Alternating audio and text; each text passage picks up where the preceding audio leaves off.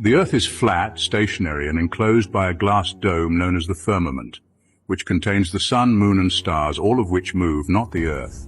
Above and below are waters. This isn't a conspiracy. If satellites were really in space, why would we need communication towers in the middle of the ocean? A compass only functions properly on a flat surface to differentiate between north, east, south, and west.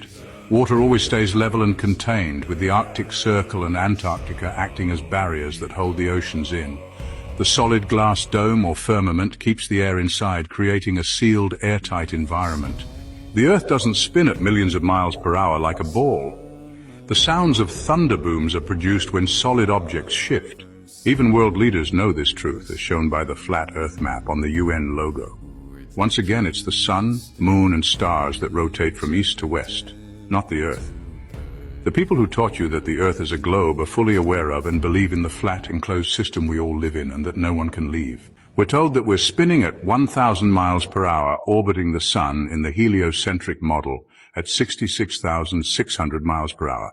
On top of that, we're supposedly chasing the sun through space at nearly 500,000 miles per hour. According to this model, we're spiraling through an infinite universe, never in the same place twice. Now consider the Georgia Guidestones, which had a small hole drilled through one of the central stones. If you looked through that hole, you would always see Polaris, the North Star. But how could we be moving in so many directions, traveling vast distances, and yet that star remains perfectly aligned in the hole? It should shift out of sight constantly, yet it stayed in place for 40 years until one day someone blew up the monument. They say Earth spins eastward at 1,600 kilometers per hour at the equator.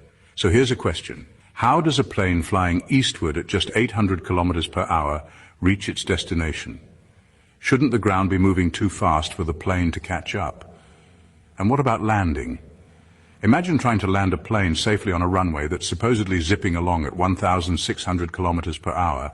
Sounds risky, doesn't it? The official explanation is that Earth's atmosphere is stuck to the planet, held by gravity despite the vacuum of space above it. But think about this. If Earth were a spinning ball, pilots would constantly need to adjust for the curve. At 800 kilometers per hour, a plane would have to lower its nose by around 850 meters per minute to stay on course with Earth's curvature. Otherwise, it would be flying higher and higher, reaching about 50,000 meters in just an hour. Yet pilots don't make these constant adjustments. Once they reach cruising altitude, they level off and maintain a steady course until it's time to descend. No constant corrections for Earth's curve, just a straight level flight path. Doesn't that raise questions? If Earth were really spinning and curving, wouldn't we see constant course corrections? But we don't. It's a compelling clue that maybe things aren't what we've been taught. What do you think? If you're curious to dive deeper into these ideas, make sure to check out more videos on this page.